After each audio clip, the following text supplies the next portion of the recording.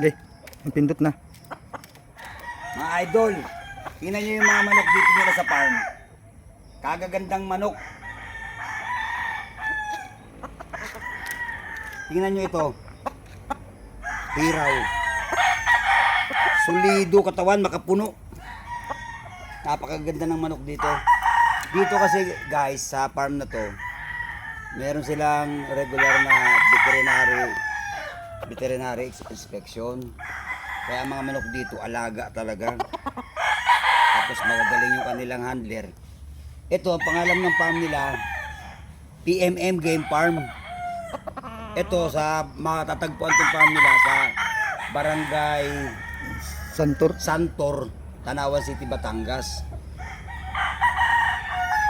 Walang mga issue.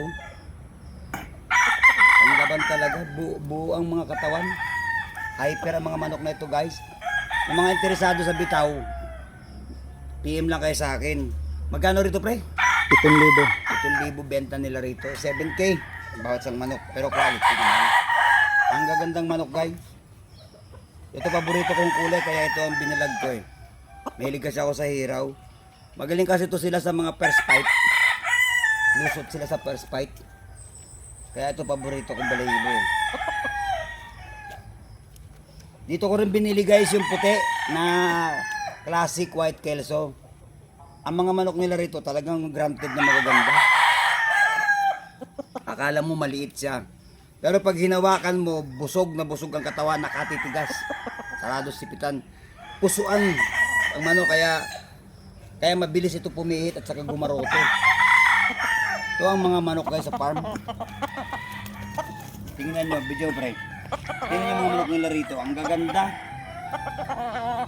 Maliit tingnan pero pag hinawakan mo, napakaganda. Haba na. Tingnan nyo guys oh. Mga manok nila rito sa farm.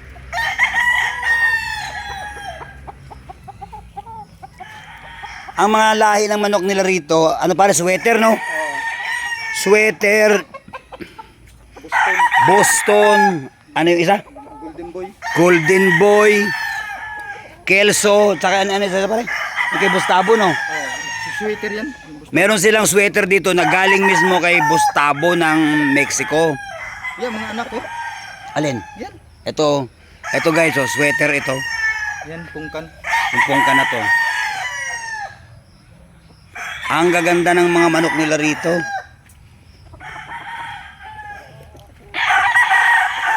Mga classic talaga ito mamalo.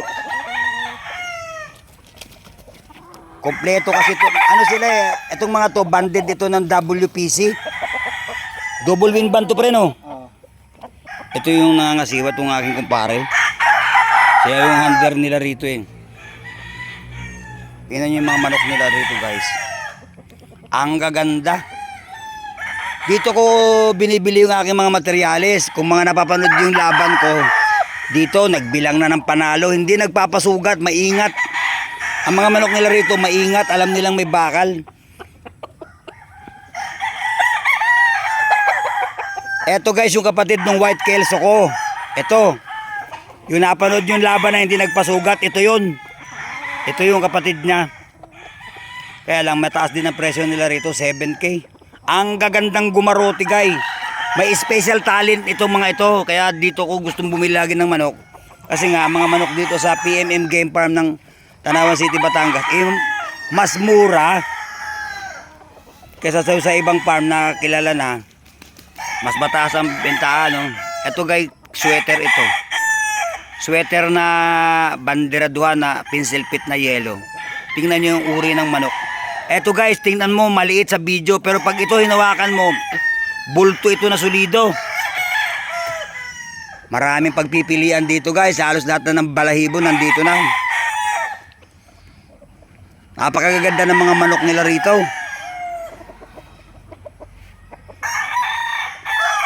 Dito ito matatagpuan guys. Meron dyan ano? Ano yun? Yung Rapidi. O dili kaya kung kayo interesado, PM nyo ako. Para i-coordinate ko kayo dito sa may manukan. Ito ang kumpare ko.